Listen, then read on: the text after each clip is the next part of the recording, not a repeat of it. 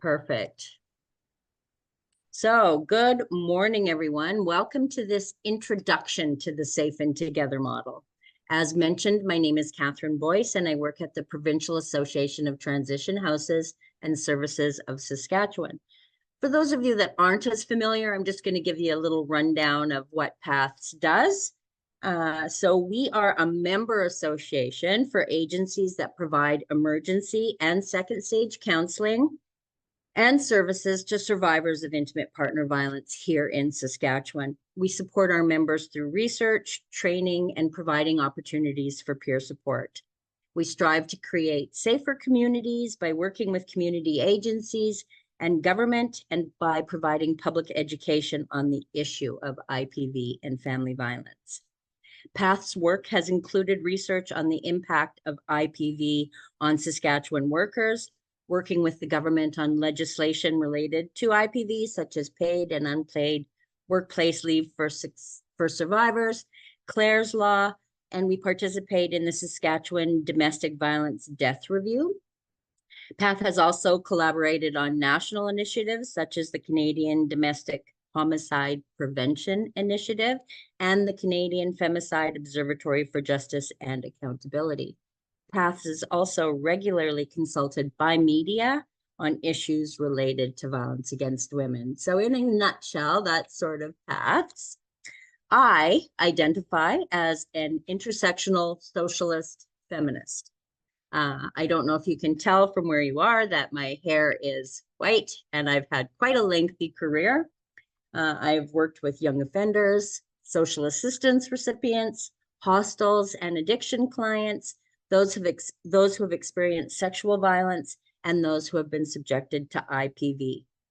I was hired specifically to bring this Safe and Together model to Saskatchewan. So as such, I had to take the 4-day core training initially and score with a high enough mark, use it in practice for 6 months. And then I took the intensive certified training program, which was 5 full days.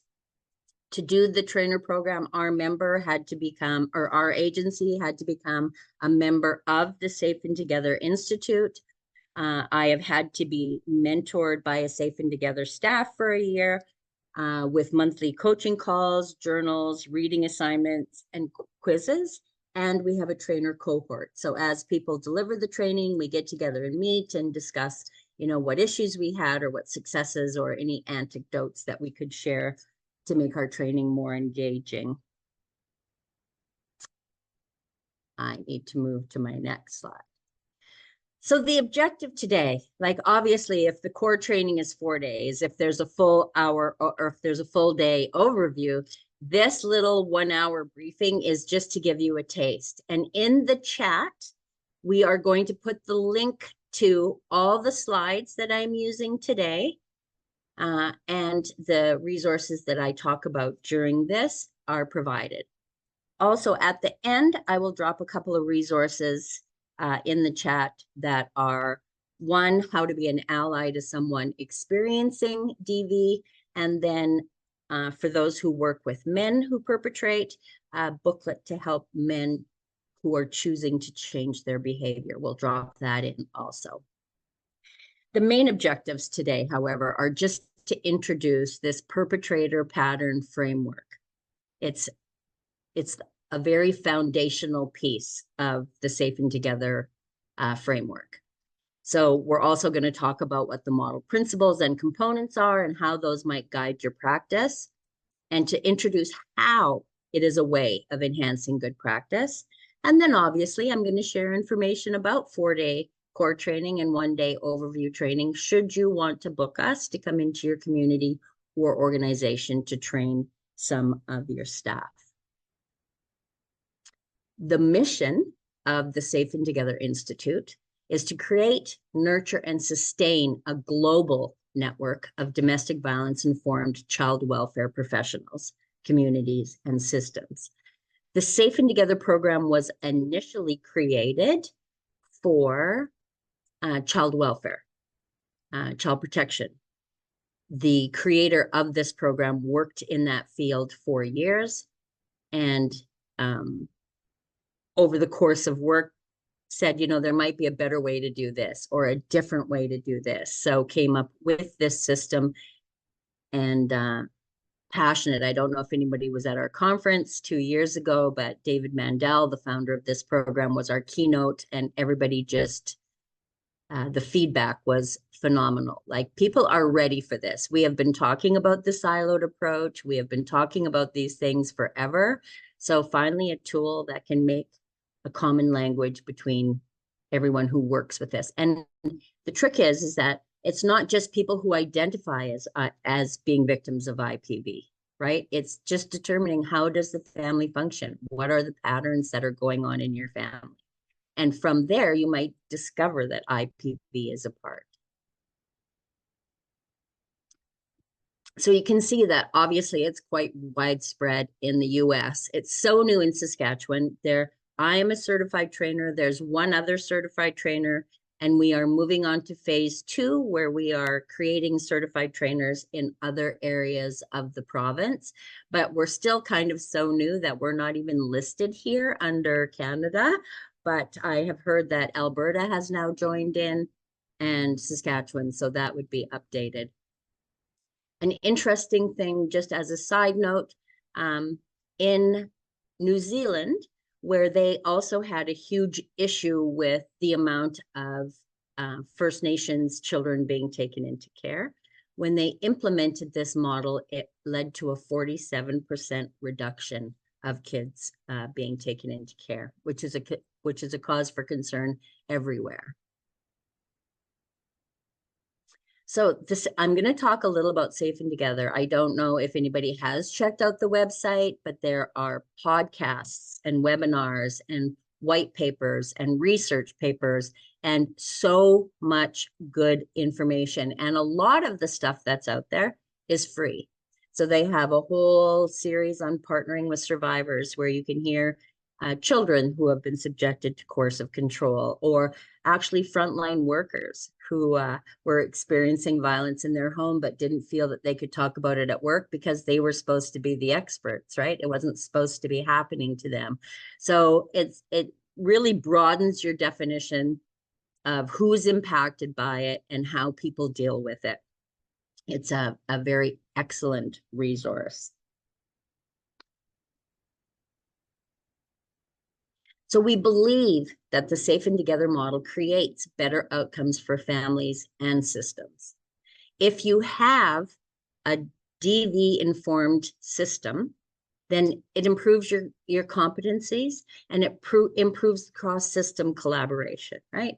So there's a foundation which has the principles, the components, and the characteristics, but while you're training, it also gives you tools to use in your practice, such as the mapping tool for the perpetrator, pivoting, case planning guides, supervisor matrices, and pathways and planning tools to help you roll this out in your organization and help it roll out on your team.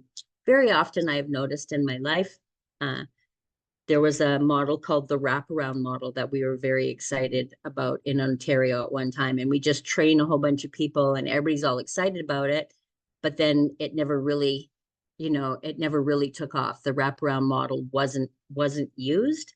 So I think some of it was there wasn't the tools to sort of incorporate it already into your daily practice. So this really has excellent resources in it. The case planning guides, the mapping tool, all of those things really force you to understand and ask different questions too as you go through. So we all know, in any case, if you use model characteristics, principles, and components and some of the tools, it leads to better assessments, which leads to better partnerships and leads to better case plans. So often we have sort of this checklist, and someone comes in and we're like, okay, we send them to this, this, and this. So you send them to 3 things, and we're talking child protection. You send the parent to 3 things, but those 3 things may not be necessary for the parent. So if you've really fleshed out what is the perpetrator's pattern, what are the mother's protective capacities, what are the things she's doing to keep her children safe in spite of, then some of our case plans are going to be more specific to the person and more helpful because it will be reflecting their actual current situation.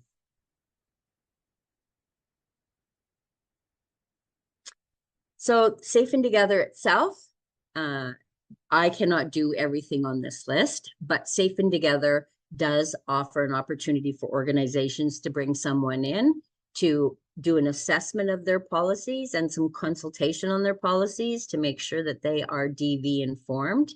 They offer core and advanced training. A lot of the trainings are available online. Many are in person. I only deliver training in person at this point. They provide you the mapping and the other practice tools. They provide training so you can be a coach, a trainer, or advocate. They do data and research. And like I mentioned, they have tons of e-courses and companion guides. I took a webinar that was about working with men as fathers. And you get a whole list of resources after, like questions that you should ask. And it's just one of the most comprehensive websites that I've seen in a very long time. Now, this is the information that is in the link that is sent, because sometimes even with the best intention, policies might be domestic violence destructive.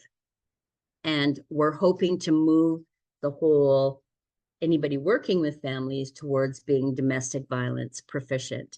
And we realize that many of you probably are already falling in the pre-competent and competent.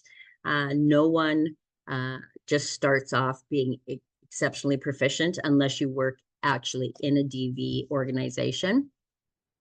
But to have a weak nexus, like it's always sort of been about the adults, right? But if you integrate it with the children, outcomes for the children, then you partner more with the mom, because it's not just about what is she not doing, it's about what is she doing and how can we support what she's already doing. We know that failure to protect, while we know that it's harmful to children to be exposed to violence, we know that putting all the responsibility on the mother to stop the violence when in this situation, and I do note that I am using a lot of she as the victim and he as the perpetrator. We do recognize that it happens across the board. Anyone can be a victim, anyone can be a perpetrator, but statistically, because women are, because it's an epidemic for women, we do use the she and he in this situation for this. But lots of mothers won't report domestic violence because there is a chance that they will be held responsible for keeping the children safe and preventing violence, and the violence is caused by the perpetrator. So that is an unreasonable expectation for the mothers. Generally, the fathers are invisible. In many cases, we work only with the mother. The father has to do a check-in phone call with child protection, but there may not be anything that they have to follow through on. Just contact and having it explained is enough. But with Safe and Together, we have really high standards for the fathers, right? In our world, if a child isn't up to date on their immunizations, it's the mother's fault. If the child goes to school with mismatched socks, it's the mother's fault. If the child doesn't have good attendance at school, it's the mother's fault. But we're saying that there's two parents involved and that we have to hold the dads to the same standard. We have to figure out too, why isn't the child going to school regularly? Like, instead of just blaming the mother, let's find out what the pattern is going on in the household. Does he get off work at 11 and then keep her up till 6 in the morning arguing? Like, you have to figure out what it is that is causing her to not return to school regularly. Or does he take off with the vehicle and leave her with no vehicle? So if you look at the larger picture, we're all sort of trained to look at the big X, like the incident that sort of brought them to our attention. But if you look at all the little X's around the big X, you get a better picture and can provide better better health. So in this, it's not just the child is kept safe and removed from the home. It's child safety and well-being is really tied to the non-offending adult. What is the non-offending adult doing to help keep the child safe? And how can we support and enhance those efforts? So similar to being trauma-informed and culturally competent, our child welfare systems really cannot achieve their mission related to children and families without being DV informed. So like I mentioned in your handouts, there will be this continuum and some examples of what it looks like in practice.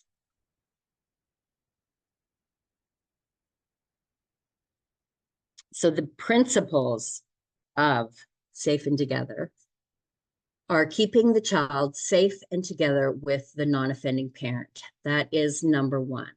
Now, this is not a no removal model. We recognize that removal is necessary in some situations, but where removal is not absolutely necessary, it's best to keep the child safe and together with the non-offending parent. It really helps them with their safety, healing from trauma, and helping that parent provide them some stability and nurturance. The second principle is to partner with the non-offending parent as a default position. I think, and I have never worked child protection personally, but I've worked in the other systems. But when you partner with the non-offending parent, then you really keep the focus on the child. We find it to be very efficient if you partner well with the woman so that she is not fearful that you are going to take the children away or fearful they are going to be in more trouble. The information you get, like the information that they will share with you when you are saying to them, like, you know, I am not going to beat you up that the kids miss one day of school a week now that I know that you are kept up till 7 a.m. arguing, or that, you know, that you are being forced to do other things all night, and that it's hard for you to get up. Like, once we understand it, like, we're not going to just like beat her up that the kids are at school. We're going to let her know that we understand why. So let's try to fix that situation or do a workaround for that situation so that the children can attend school on a more regular basis. Another big key of the Safe and Together model, which is the thing that got me the most excited about, is that there's solid ways to intervene with the perpetrator to reduce risk and harm to the child. So it's engagement with the perpetrator, it's accountability for the perpetrator, and if court is in, I mean, we will communicate with the courts on all the things that the perpetrator is doing to fix the situation or not, and move the perpetrator towards healthier patterns with his children. Very many programs, it's always about fixing the survivor, but we hardly work with allowing the perpetrator to learn new skills, learn new information to change the behavior. And we all know one of the main reasons that people don't leave these situations is because they love the partner. They don't want the partner gone. They just want the behavior to change. But there's just not enough programming for men in our province, in our country at all. So we have to start somewhere. And even if, you know, even if it is, you get them to sign an agreement that every Wednesday they allow their partner to have the car when they're not in the house, right? So that the kids can get to things they need to get to doctor's appointments, immunization appointments, whatever, then that's a condition for the perpetrator, that he do that every Wednesday they get the car. So before, it was always just the only thing you really did was made them go to anger management and perhaps stay away from the house, perhaps. So tying it to what is good for your children, what is nurturing for your children, what helps your children achieve stability, putting accountability on the perpetrator to help with those areas of the children's life, and recognizing that harm to the mother harms the children is really eye-opening for a lot of perpetrators. Am I talking really fast?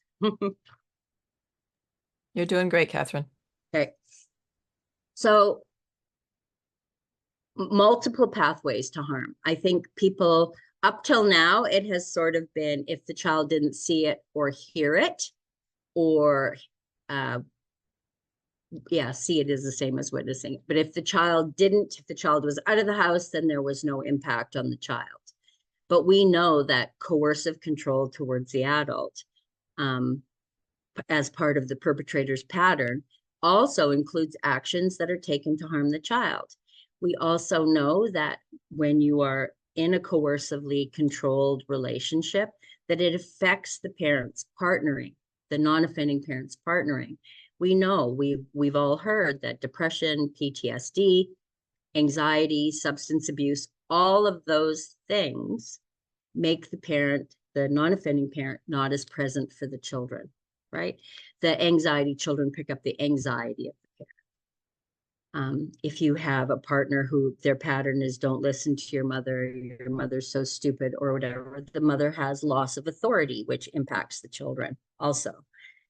So we look at how his pattern creates multiple pathways, right? If his pattern is to always make the mother lose her job or lose housing, you know, the children skipping from school to school or being in the shelter and then in this apartment and then over here, like all of those things, the perpetrator has directed towards the victim, but they directly impact the child, right? The ecology of the family, like loss of income, housing instability, obviously loss of contact with extended families when you move around, or that isolation piece.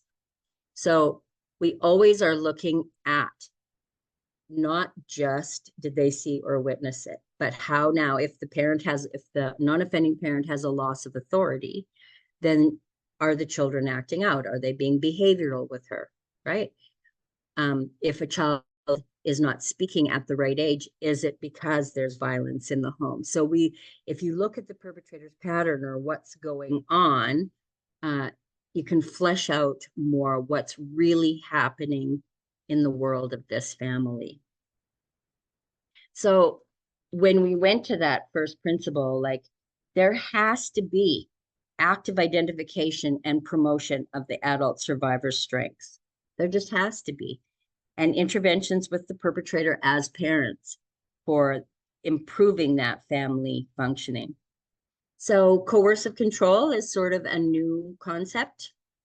It's not necessarily a new concept, but it's being talked about with the label coercive control. You know, it is a chargeable offense in the UK, and it is before Senate in Canada now to perhaps become a chargeable offense in Canada.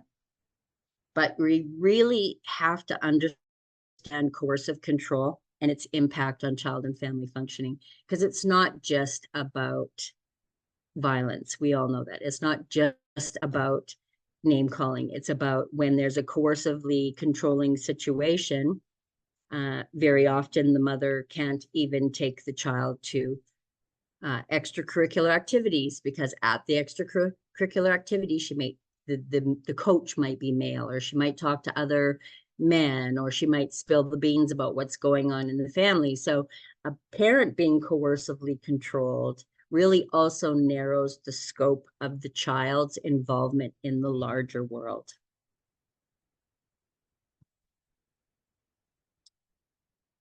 Oh, man. So I'm moving back one slide. I jumped ahead. So if we look at what are the negative effects of an IPV's perpetrator's behavior pattern on child and family functioning, it gives you a good feel, this one, for the potency of the model and the uses for this model. So the framework really helps us in every step of the casework: assessment, interviewing, documentation, and case planning.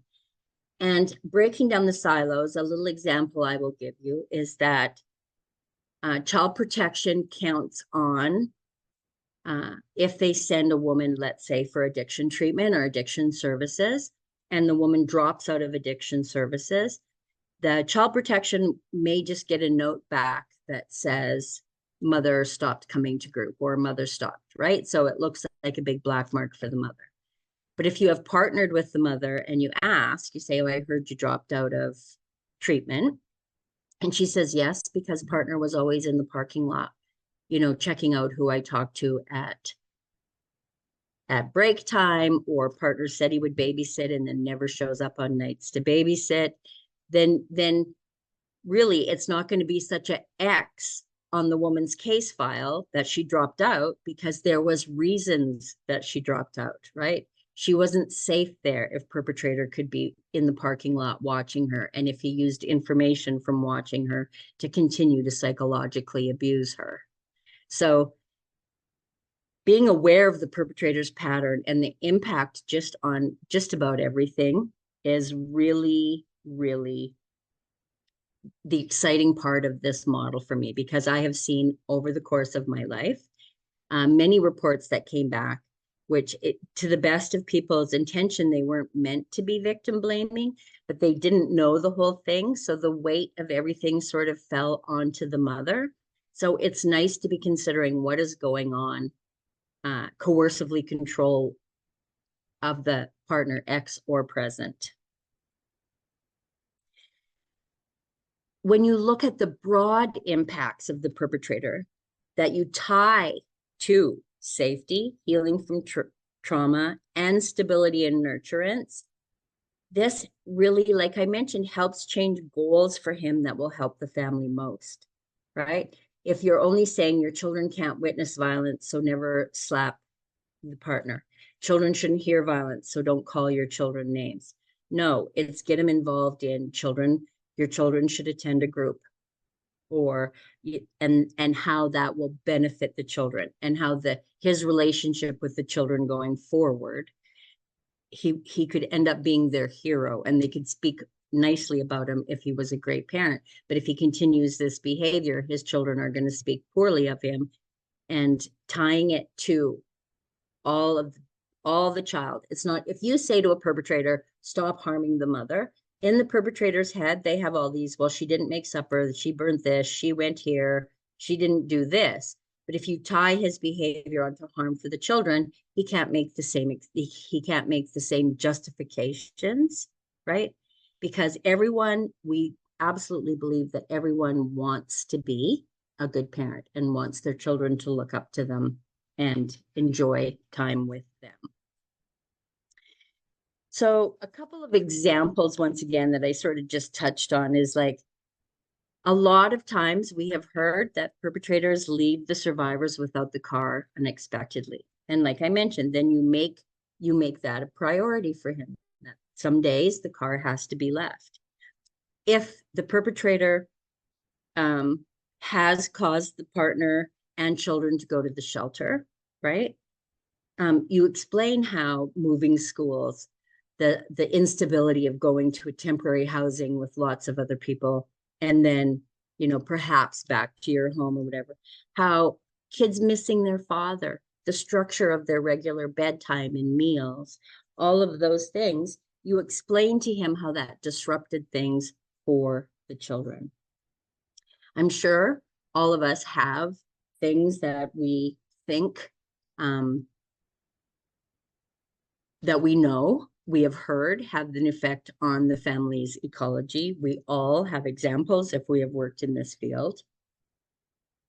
But I want you just to think for a moment about how this framework might shift your work with survivors, or how it might help you document the impact on children, right? Before, I think documentation would say child wasn't in the house when the incident happened, right? But then if you write, the next day child couldn't go to school because he was afraid to leave the mother alone, because he knew it happened, because he saw a black eye when he got home, right? So really fleshing it out and looking at it from that perspective. Knowing that we are trying to lower the gender gap in parental expectations, because right now most of the weight is on the mother, very little responsibility on the father. Knowing that we are trying to balance it out, I want you to think about how this might help you hold perpetrators, if you work with them, more accountable. And we have been saying for years that we want to get rid of the gender bias, but there's still, we know if you read court documents, there's still a lot of gender bias in our world around this issue. So this program really gets people to look at the double standards that exist and some of the gender bias. This is the Safe and Together website. Look how fast I am done pretty well, because this is more of an in-person interactive kind of thing. So there's going to be lots of time for discussion. Once again, I'm encouraging you to go to the Safe and Together Institute. You can sign in to sign into their academy with just your email address, get an account set up. And I'd like to talk about our upcoming conference, which is coming up in October. Information on our website. And we are currently conducting research with survivors of IPV that have had involvement with the legal system. So mediation, lawyers, court support workers, the court, those to see theirs so that we can gather some information about, are those systems working well? Surprise. Anywho, I am open for questions and discussion.